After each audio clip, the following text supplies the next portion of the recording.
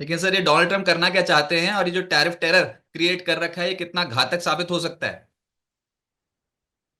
एक छोटी सी बात कहूंगा।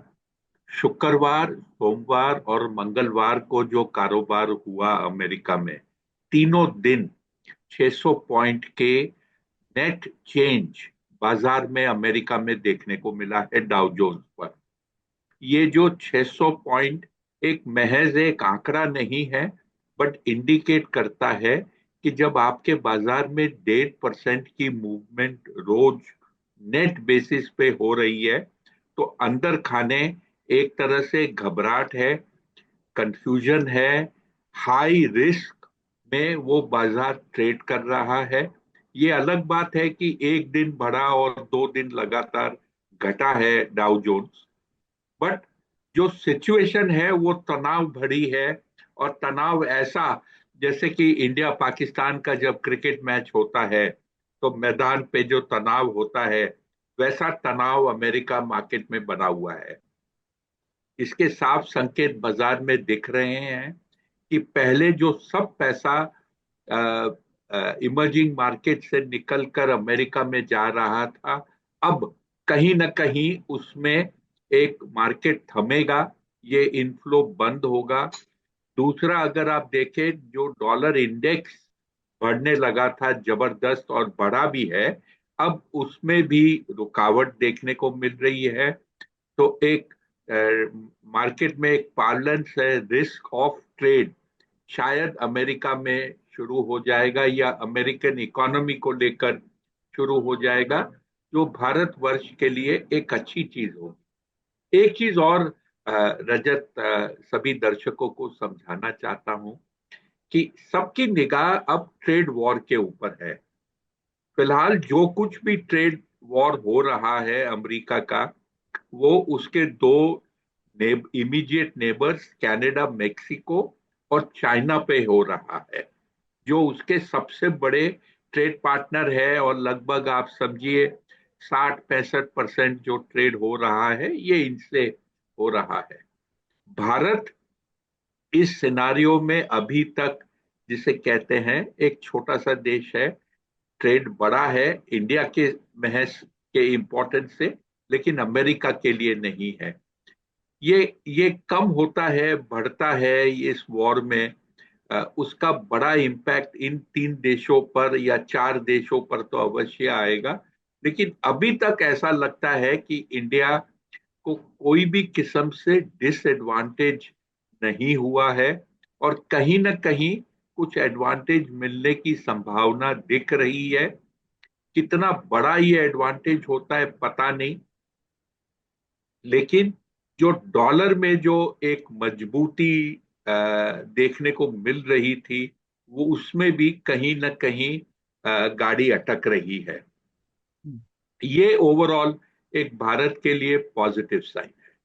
सर और इंडिया पे अभी तक तो कोई टैरिफ की अनाउंसमेंट हुई नहीं है, लेकिन अगर टेस्ला की एंट्री करा दी जाए तो क्या आप मानते हैं कि डोनाल्ड ट्रंप उसी से खुश हो जाएंगे, एलन मस्क उससे खुश हो जाएंगे, और क्या भारत अछूता रह जाएगा इस टैरिफ वॉर से? तो देखिए, न तो टेस्ला के बिकने से भारत के संबंध अवश्य बढ़ेंगे, इम्प्रूव होंगे। ये दोनों जो है, एक ऑड, जो एक कपल की तरह जोड़ी की बात की गई है, वो अच्छी होगी। लेकिन उससे, अगर मान लीजिए टैरिफ वॉर में कुछ भारत को राहत मिलती है, तो वाई नॉट। टेस्ला खरीदने वाले आम आदमी तो हो नहीं सकते, गिने चुने लोग हैं। लंबोर्गिनी भी कुछ नंबर्स इंडिया में बिकती है, टेस्ला भी कुछ नंबर बिक जाएगी। और जो अफोर्ड कर सकते हैं उनको लेने दीजिए। बट अपनी इकोनॉमी के ऊपर इम्पैक्ट, अगर ब्रॉडर इम्पैक्ट कुछ टेस्ला के बिकने से आता है, तो मेरे ख्याल से we should go for it. तो ऐसा लग रहा था कि डोनाल्ड ट्रंप अपनी दबंगई दिखा रहे हैं, और दुनिया भर में अभी तो हाल फिलहाल में बेइज्जती करके भेज दिया जेलेंस्की की, खाना पीना खिलाए बगैर भेज दिया उनको वापस उनकी कंट्री में। और ऊपर से चाइना के ऊपर उन्होंने लगाए 10% के एक्स्ट्रा टैरिफ, चाइना ने रिटालिएट किया, 15% के एक्स्ट्रा टैरिफ लगा डाले हैं। कनाडा मेक्सिको के ऊपर लगाए 25% के टैरिफ, तो कनाडा ने रिटालिएट कर दिया, 25% वहां पर टैरिफ लगा दिए यूएस के ऊपर वापस।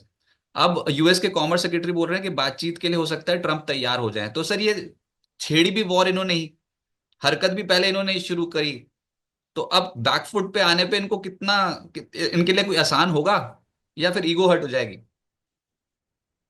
तो जब आप इस टाइप की लड़ाई शुरू करते हो तो कुछ भी करो तो ईगो तो हर्ट होता ही है, और ईगो सबसे ज्यादा आ, आपने दांव पे लगाया है। तो इसमें से विक्टर तो कोई आने वाला नहीं है, ब्रूज जिसे कहते हैं वही होगा। कौन कितना किसको ब्रूज कर लेता है वो देखने की बात है। और एक चीज समझ लीजिए, चाहे अपन इसको एक पॉलिटिकल गेम, वन अपमैनशिप की बात करें, जो अमरीकी नागरिक है उसका जीवन कठिन होते जाएगा, ये पक्का है। कोई भी ड्यूटी लगेगी अमरीकी इंपोर्ट पर या अमरीकी एक्सपोर्ट पर, उसका नेट इफेक्ट आम आदमी को होगा। उसकी जिंदगी थोड़ी तकलीफ, थोड़ी महंगी, कॉस्ट ऑफ लिविंग बढ़ेगा, क्योंकि ये जो इंपोर्ट हो रहे हैं अमेरिका में वो आम आदमी के रोज मरते के प्रोडक्ट्स के ऊपर आएगी। America high technology product import नहीं कर रहा, वो खुद बनाता है। लेकिन जो जो कहते हैं ना कि आपके घर में जो सामान लगते हैं रोजमर्रा के, वो जो इंपोर्ट्स हैं वो बाहर से हो रहा है। तो इससे, इस टाइप के टैरिफ लगने से आपकी कॉस्ट ऑफ लिविंग जबरदस्त बढ़ जाएगी। इन्फ्लेशन को कंट्रोल करना अमेरिका के लिए बहुत जरूरी है। फेड ने ये कहा है जब तक वो कंट्रोल नहीं होगा उस वहां पर रेट कट नहीं आएगी। और विश्व के लीडिंग मार्केट में 5% की रेट चलती हो तो ये एक अच्छी चीज नहीं है।